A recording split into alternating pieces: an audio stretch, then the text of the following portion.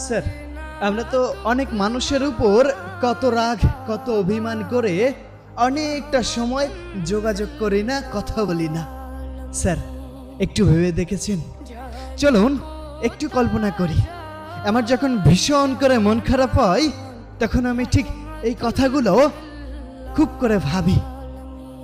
ধরুন, আপনার একটা প্রিয় মানুষ আছে, আপনি তার সাথে খুব খুব করে অভিমান করলেন, অভিমান করে তার সাথে কোনো কথা বললেন না, মেসেজও করলেন না, কোনো খোঁজও নিলেন না।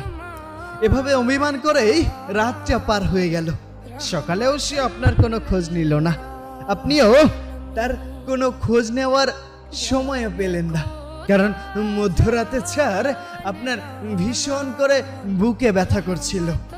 ওই যে কিছু হারিয়ে গেলে যেভাবে করে বুকে ব্যথা করে, কেমন জানি দম আটকে আসে, বুকটা চেপে ধরে, ঠিক সেই সময় আপনার ভীষণ করে তার সাথে কথা বলতে ইচ্ছা করছিল। কিন্তু আপনি আপনার ইগোর জন্য তাকে মেসেজ দেননি, কোনো কল দেননি। হয়তো তখন আপনার মনটা ছটফট করছিল, আপনি তারপরও তাকে কোনো মেসেজ দিলেন না। সকাল হলো, তবু আপনার ফোনে কোনো মেসেজ বা কল এলো না। কিন্তু আপনি ঘুমিয়ে আছেন, আপনার পরিবারের মানুষও আপনাকে ডাকছে না, কারণ আপনি মাঝে মধ্যেই অনেক রাত করে ঘুমান। আপনার আম্মু ভাবছে ঘুমাক আর একটু, হয়তো রাত জেগেছে, আজ তো আর কাজ নেই, ঘুমাক। আপনার ছোট্ট বোনটিও আপনাকে আর ডাকছে না, ভাইয়া ঘুমিয়েছে, মা নিষেধ করেছে তোর ভাই ঘুমাক। অনেকটা বেলা হয়ে গেল, তবুও আপনি ঘুম থেকে উঠলেন না। এবার দুপুর পেরিয়ে বিকাল গড়াতে এলো, তবুও আপনি ঘুম থেকে উঠলেন না। এবার মায়ের মনে একটু চিন্তা হতে লাগলো।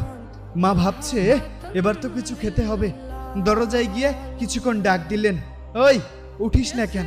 আপনার নাম ধরে অনেকক্ষণ ধরে ডাকতে থাকলো, কিন্তু আপনি কোনো সাড়া দিচ্ছেন না। মা আবার কাজে ব্যস্ত হয়ে গেল। কিছুক্ষণ পর আবারও মায়ের মনে খটকা লাগলো, কিরে আমার সোনা তো এত সময় ঘুমায় না। আবারও আপনাকে ডাকতে শুরু করলো, এবার আপনি তবুও উঠছেন না। এবার মা একটু কান্না ভেজা কণ্ঠে আপনাকে ডাকতে থাকলো, আপনি তখনও উঠছেন না। দরজায় অনেকবার কড়া নাড়া সত্ত্বেও আপনার যখন ঘুম ভাঙলো না, তখন মা একটু কান্না সুরে ছোট ভাইকে ডাকলেন, বললেন, এই কই রে, তোর ভাইকে একটু ডেকে দে, ও উঠছে না কেন? অনেক মানুষ জড়ো হয়ে গেল। আপনার দরজায় কড়া নাড়তে নাড়তে বিকট শব্দেও আপনার ঘুম ভাঙছে না, আপনি তখনও ঘুমিয়ে আছেন। আচ্ছা স্যার, আপনি তখন কেমন ঘুমাচ্ছেন? আপনি তখন ঘুম থেকে কেন উঠছেন না? তখন পাড়া প্রতিবেশী এসে পরামর্শ দিল, দরজাটা এবার ভেঙে ফেলা উচিত।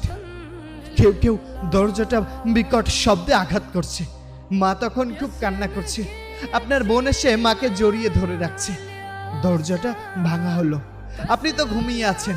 ভিতরে গিয়ে দেখলো আপনার ফোনটা একদিকে পড়ে আছে, রিং বাজছে, একটার পর একটা রিং আসছে, তবু আপনার ঘুম ভাঙছে না। তখন আপনার কেউ একজন আপনার শরীর ধরে নাড়া দিল, নাড়া দিয়ে সে চমকে উঠলো, থমকে গিয়ে বসে পড়লো। মা এবার চিৎকার করে গিয়ে আপনার কাছে গিয়ে বসলো। স্যার, কিছু ফিল করছেন? স্যার, আপনি কি সত্যিই ঘুমিয়ে আছেন? তাহলে মা কেন কান্না করছে? সবাই কেন এমন করে কান্না করছে? ঠিক তখনও আপনার প্রিয় মানুষটি আপনার খোঁজ নেয়নি। আচ্ছা, আর কি কখনো এই মানুষটি খোঁজ নিতে পারবে? আর কি কখনো আপনাকে সে পাবে? আচ্ছা স্যার, তারপর সব পাড়া প্রতিবেশী ব্যস্ত হয়ে গেল আপনার জীবনের শেষ গোসলের কার্যক্রমে। স্যার, আপনি তখন সবকিছুই দেখছেন, অনুভব করছেন। আপনি মায়ের পাশে গিয়ে বসলেন, মাকে বললেন, মা তুমি কেন কান্না করছো? এই তো আমি, তুমি কেন কান্না করছো?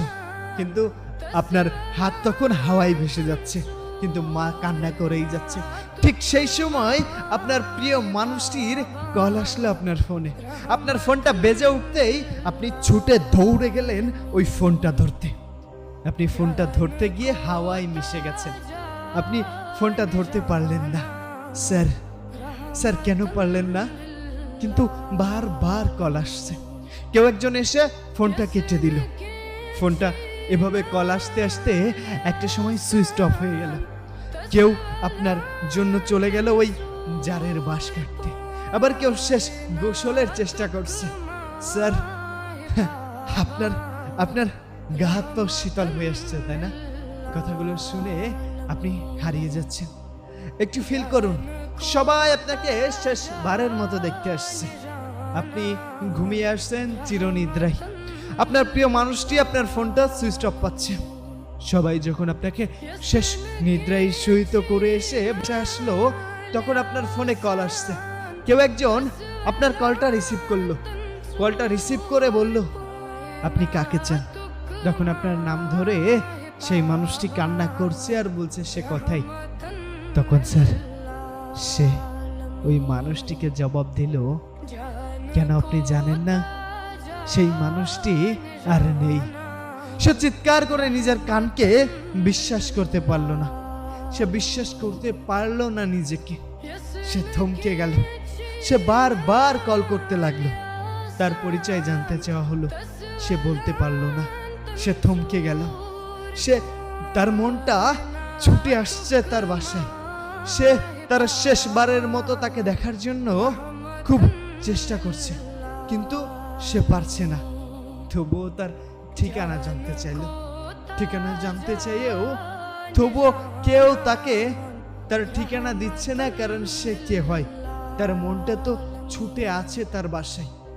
স্যার, অনুভবটি কেমন লাগলো?